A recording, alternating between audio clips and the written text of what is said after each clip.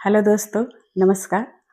तो आज मैं रीतिकाल के रीति मुक्त कवि घनानंद जी के जीवन और उनके काव्य के बारे में बताऊंगी थोड़ा सा। तो आप लोग सुनिएगा ज़रूर और लाइक, कमेंट और सब्सक्राइब भी ज़रूर करिएगा।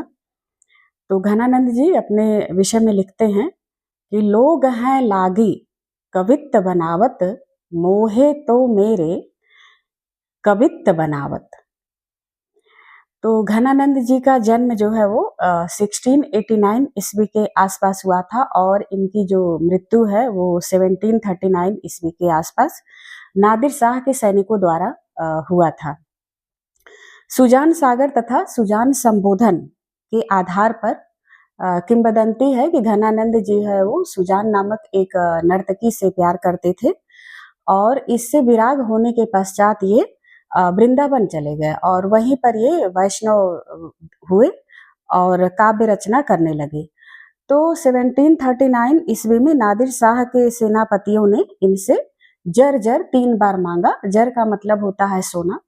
तब घनानंद जी ने एक मुट्ठी धूल उठा करके और इन्होंने धूल धूल करके रज रज 3 बार बोला, जिससे कि नादिर शाह के सैनिकों ने गुस्सा करते हुए इनका हाथ काट दिया और इनकी हत्या कर दी। इसके पश्चात ऐसा कहा गया है कि मृत्यु के समय भी ये सुजान को नहीं भूले थे, क्योंकि उससे बेइंतहा प्यार करते थे और मरते समय भी इन्होंने अपने खून से आखिरी कविता लिखी थी, जिसे मैं पढ़ रही हूँ।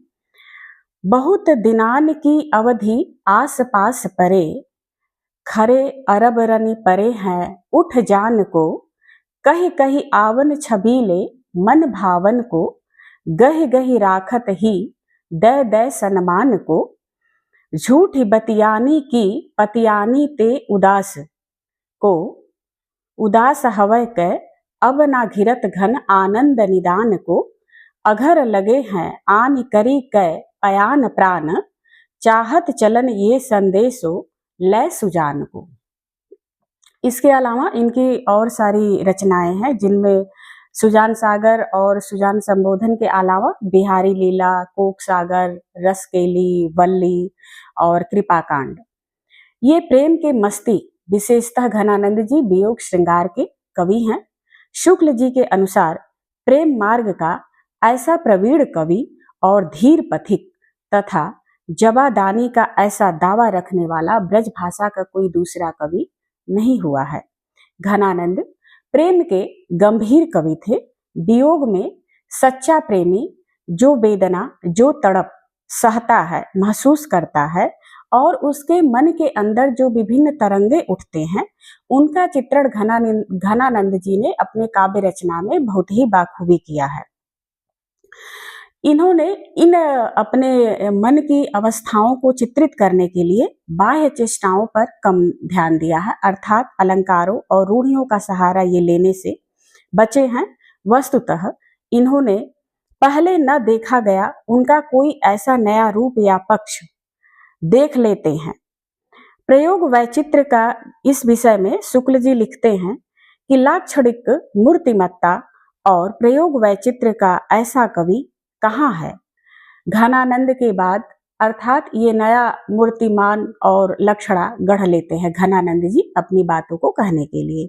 घनानंद के करीब 1.25 साल बाद छायावाद के कवि हुए, जो इन्हीं लक्षणा और मूर्तिमत्ता का सहारा लेकर के काव्य रचना करते हैं और उन पर पाश्चात्य विद्वानों का भी प्रभाव पड़ा हुआ है, जो आगे कभी मैं विचार करूंगी छायावाद पर।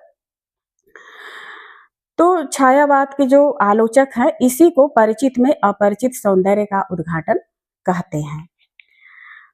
शुक्ल जी ने देखा है कि घनानंद ने प्रेम की अनिवर्चनीयता की व्यंजना विरोध मूलक वैचित्र की प्रवृत्ति के आधार पर ही की है, जैसे झूठ की सच्चाई हित कचाई पाक्यो, भीखी ढकी उघरती है खोएबो लहत है।